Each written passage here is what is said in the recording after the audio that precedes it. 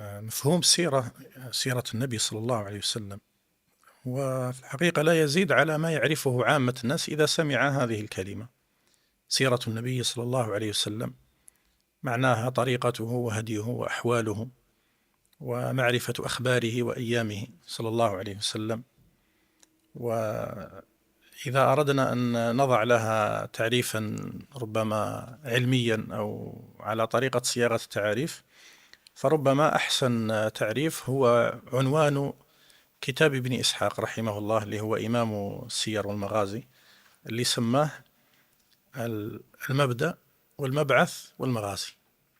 وهذا فيه إشارة إلى تقسيم علم السيرة وإلى مواضيعه. فاسم الكتاب المبدأ والمبعث والمغازي يشعر أن كلمة سيرة النبي صلى الله عليه وسلم نعني بذلك معرفة مبعثه صلى الله عليه وسلم. المبدأ شيء آخر، يقصد به مبدأ الخليقة من وقت آدم عليه السلام إلى بعثة النبي صلى الله عليه وسلم. هذا الشيء زاده ابن إسحاق وليس هو من صميم السيرة.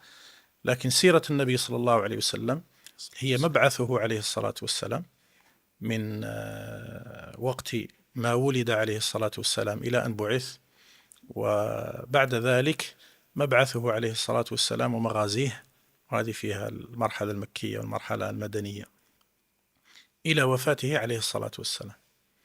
وبعض العلماء يجعل السيرة النبوية قسمين: قسم الترجمة النبوية وقسم المغازي والمبعث. وهذه طريقة الذهبي في تاريخ الإسلام، يقصد بالسيرة النبوية الأمور المختصة بشخص الرسول صلى الله عليه وسلم، اسمه ونسبه وأولاده وزوجاته عليه الصلاة والسلام ومواليه وكل ما يتعلق بشخص الرسول صلى الله عليه وسلم. ولذلك سماها الذهبي وغيره الترجمة النبوية.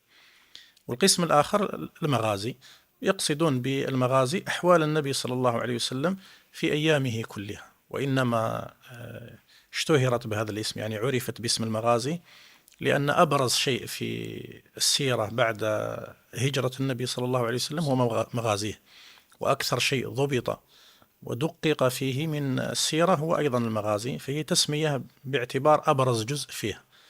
إذن مختصر الكلام يمكن أن نقول إن سيرة النبي صلى الله عليه وسلم هي أحواله وأخباره وكل ما يتعلق بذاته وبمغازيه عليه الصلاة والسلام.